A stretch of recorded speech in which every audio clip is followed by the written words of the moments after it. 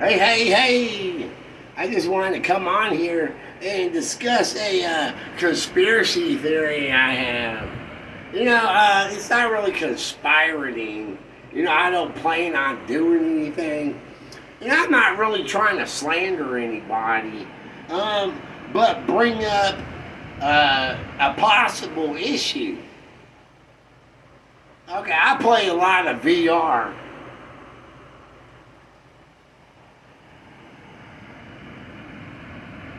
So, I know this thing. I've had my VR since 2020. Almost 20/20 vision on that. But before that, I had the phone immersion. All right, at this point, I'm like, oh, maybe that is something. Like they're doing a police entrapment. And I did a earlier post on the logistics of it's still expectation of privacy in your home. It's not no expectation just because it's an online community. They have to go through the court system. Sure, there's other countries playing this and that, but that don't really matter considering to the FTC and the CFAA and state laws and the federal laws. But when it comes to the fact of could it be a police entrapment, I'm like, oh, I think this is a double back. Because they're like hitting people and then they're using people to hit, right? But those people, this is my theory, that they're hitting those people that are helping them. Okay, and then at the same time, they're hitting the major businesses like Meta Horizon, that was Oculus, like PlayStation, like all the VR companies. And then, they might be trying to hit the ISP's involvement, if there is any. And what it is they're getting these people to do illegal stuff. And then it almost gets into wiretapping violations and invasive surveillance. And then, like, harassment. Because the fact is, like, you do have expectation in your home. And there's the castle doctrine and stuff where you don't have to retreat from your home. And people are not allowed to harass you. If it's not immediate danger to their life, they have no reason to retaliate at all. Or they can't, retaliation's illegal. But you can retaliate in proportionate response if it's immediate danger to your life right there. Okay, but it has to be actual immediate danger. It can't be like, this guy is being a liability. That ain't shit. That's where you have to go through the court of law. You can't just attack and claim self-defense. And you sure the hell can't spy on people in their home. Okay, so when it gets into all that, then they're conning police warrants.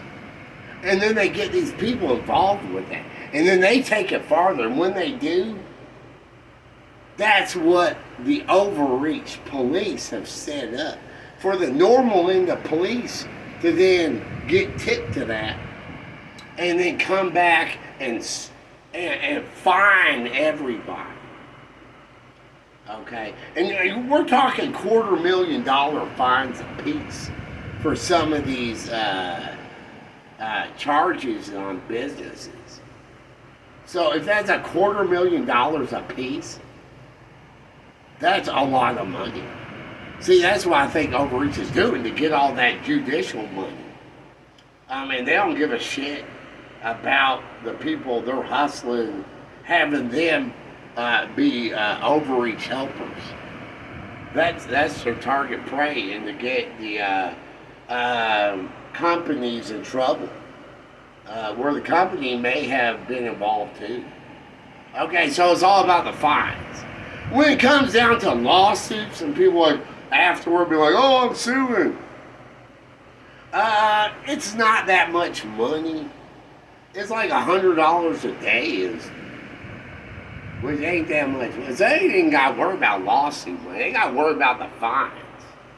Yeah, but like when it comes to me, like I wouldn't be interested in suing anybody. Well, for one, I'm on benefits. So if I make over $2,000, I lose my benefits if I have $2,000 in the bank or elsewhere. So I can't even get that money. So I'm not even in on that. Period. I'm not in on the lawsuit. And the other people, like I said, they ain't gonna make that much money on it. But the companies will get in trouble and they'll get fined. So they gotta really watch out because they may have spent a lot of money lying to these people. Maybe they got false notion lawyers hired in to give them bad advice where no, they can get in trouble. And if they did use children to do coercions and stuff, you know, that's labor trafficking. And it is a Class A felony. So there's, you know, they could go to prison for a long time too. So that's my theory on this. Because, you know, like I said, I've been playing VR a long time. And I've noticed all this stuff going down. A lot of that Portal stuff, you gotta watch out with that. With the original, the CDN, the ISP, to the modem, router devices, and Wi-Fi. Because that ends up being a technical support scam. Where they try to gain your trust and then trick you that that's technical support speaking to you. And there's actual portals. Yeah, they're just kind of, and then again, they come back and full with the real logistics on people going, oh, portals are actually this. And oh, you got to watch out for scammers. Meanwhile, people got scammed.